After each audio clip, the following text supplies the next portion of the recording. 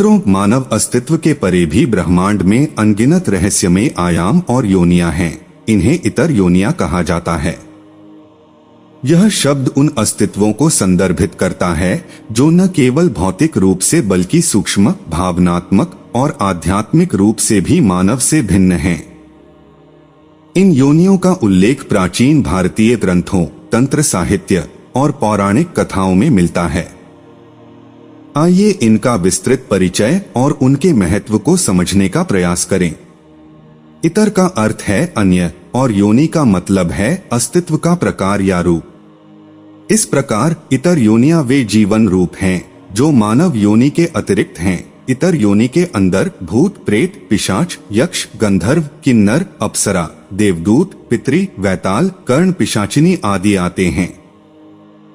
इतर योनियां मूलतः सूक्ष्म और दिव्य जगत का हिस्सा हैं। ये भौतिक सीमाओं से परे हैं, लेकिन इनके अस्तित्व और क्रियाकलापों का प्रभाव भौतिक जगत पर पड़ सकता है। इतर योनियों की उत्पत्ति और वर्गीकरण। मित्रों, प्राचीन तंत्र और वेदों के अनुसार इतर योनियां विभिन्न प्रकार के कर्मों, इच्छाओं और आध्यात्मिक ऊर्जा से उत्पन्न होती हैं। कर्मों के अनुसार जिन व्यक्तियों का मरण असामान्य परिस्थितियों में होता है, उनकी आत्माएं भूत, प्रेत या पिशाच में परिवर्तित होती हैं। जिनकी आत्माएं उच्च आध्यात्मिक साधना से दिव्यता प्राप्त करती हैं, वे यक्ष, किन्नर या अप्सरा बन सकती हैं। इतर योनियां मुख्यतः 3 श्रेणियों में विभाजित की जाती हैं। पहला, सूक्ष्म योनियां। ये भौतिक शरीर से मुक्त आत्माएं हैं, जैसे भूत, प्रेत और पिशाच। किसी आकस्मिक घटना या अधूरी इच्छा से बंधी आत्मा को भूत कहा जाता है। अपराध बोध या पाप से प्रभावित सूक्ष्म शरीर प्रेत के रूप में जाना जाता है। तामसिक ऊर्जा से युक्त योनि जो भय और भ्रम उत्पन्न करती है, उसे पिशाच कहा जाता है। दूसरा, दिव्य योनियां। ये अत्यधिक पुण्य और साधना के परिणाम स्वरूप उत्पन्न होती हैं। इसके अंदर यक्ष जो धन और समृद्धि के रक्षक है, गंधर्व जो संगीत और कला में निपुण है, किन्नर जिसे आधा मानव और आधा दैवी रूप, सौंदर्य और शक्ति का प्रतीक माना जाता है। अप्सरा भी दिव्य योनियां के अंदर आती हैं। यह दिव्य सुंदरियां जो मानसिक और भावनात्मक सुख प्रदान करती हैं।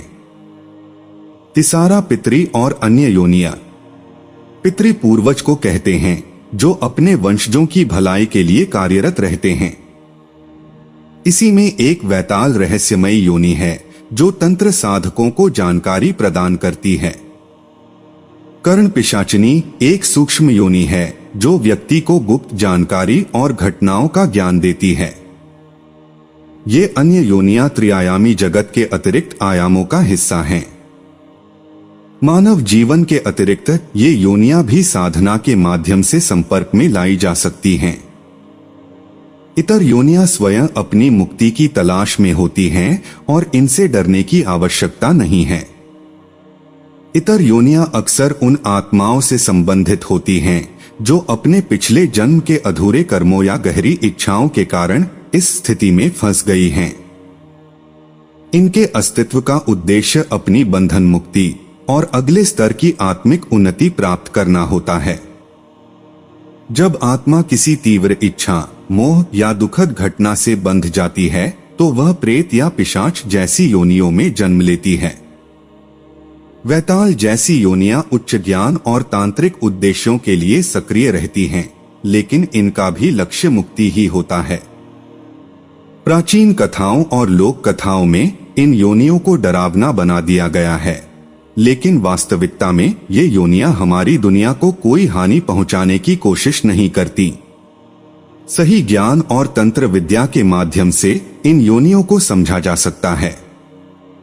तंत्र शास्त्र और वैदिक कर्मकांडों में ऐसे उपाय बताए गए हैं जिनके द्वारा इन योनियों को मोक्ष की ओर ले जाया जा सकता है। जब कोई इनकी सहायता करता है तो ये योनियां कृतज्ञता प्रकट करती हैं और कभी हानि नहीं पहुंचाती। तांत्रिक साधना में साधक इन योनियों से संपर्क स्थापित करता है, लेकिन डर के स्थान पर इन्हें मित्र या सहायक के रूप में देखता है।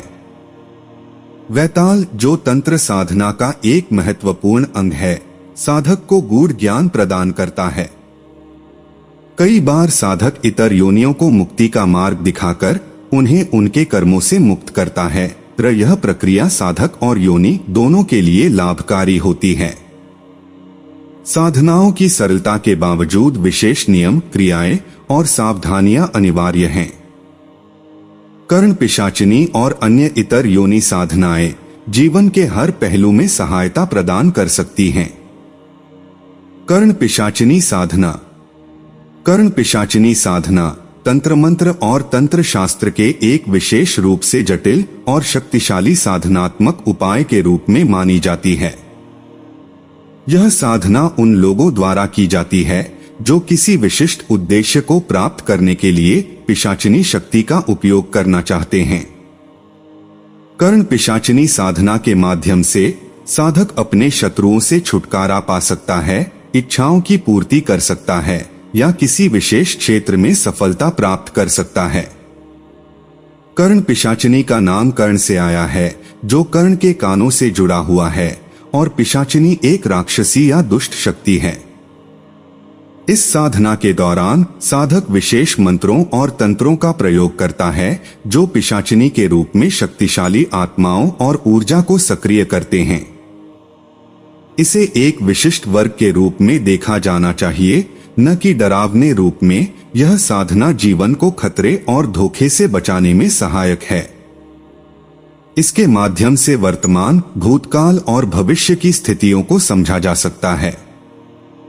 इस साधना को कर लेने पर साधक धोखे, साजिश या गलत निर्णय से बच सकता है। पिशाचिनी उसको सभी का ज्ञान देती हैं। पिशाचिनी के मिथम से साधक गुमशुदा व्यक्ति का पता आसानी से लगा सकता है। साथ ही जीवन में आने वाली सभी घटनाओं को यह पिशाचिनी पहले ही बता देती है।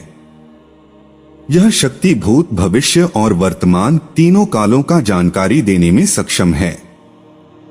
कर्ण मातंगी साधना। कर्ण पिशाचिनी के विकल्प के रूप में कर्ण मातंगी साधना को प्रस्तुत किया गया है। यह राजस वर्ग की साधना है और सामान्य साधकों के लिए उपयुक्त है। कर्ण मातंगी साधना तंत्र मंत्र की एक विशेष और रहस्यमयी साधना है जो विशेष रूप से देवी मातंगी से संबंधित है। देवी मातंगी की पूजा और साधना तंत्र के विभिन्न रूपों में की जाती है और वे शाक्तिपंथी साधनाओं में एक महत्वपूर्ण स्थान रखती हैं। कर्ण मातंगी साधना का उद्देश्य देवी मातंगी की कृपा प्राप्त करना और उनके माध्यम से मानसिक और भौतिक सुखों की प्राप्ति करना है। यह साधना मानसिक शांति, संतान सुख और वशीकरण के लिए भी की जाती है। कर्ण मातंगी देवी मातंगी के एक स्वरूप के रूप में मानी जाती हैं। देवी मातंगी को विद्या, ज्ञान और विशेष रूप से वाणी और शक्ति की देवी माना जाता है। कर्ण मातंगी का विशेष संबंध कानों से है। कर्ण का अर्थ है कान, और मातंगी देवी का यह रूप उन लोगों को शक्ति और मार्गदर्शन प्रदान करता है जो अपनी इच्छाओं और समस्याओं को सुलझाने के लिए सही दिशा में प्रयासरत होते हैं। देवी मातंगी का स्वरूप विशेष रूप से तंत्र मंत्र साधकों के लिए उपयोगी होता है जो अपने जीवन में किसी कठिनाई या मानसिक अवरोध को दूर करना चाहते हैं। इन सभी इतर योनियों की सिद्धि साधारण होती है और यह बहुत जल्दी सिद्ध हो जाते हैं, लेकिन इसका मतलब यह नहीं कि इसमें लापरवाही की जाए। साधना के लिए सबसे महत्वपूर्ण तत्व सही मार्गदर्शन है। बिना योग्य गुरु के मार्गदर्शन के साधना में सफलता की संभावना बहुत कम होती है। गुरु साधक को साधना के सही मार्ग, उचित विधियां और मानसिक तैयारी के बारे में बताते हैं। गुरु के आशीर्वाद और निर्देश से साधक अपनी साधना को सही दिशा में आगे बढ़ा सकता है। गुरु न केवल तंत्र मंत्र की प्रक्रिया को समझाते हैं, बल्कि वे साधक को मानसिक रूप से भी तैयार करते हैं। गुरु का अनुभव और ज्ञान साधक की यात्रा को सरल और सफल बना सकता है, इसलिए सही गुरु का चयन साधक की सफलता में एक महत्वपूर्ण भूमिका निभाता है। क्योंकि गलत मार्गदर्शन से साधना की प्रभावशीलता कम हो सकती है।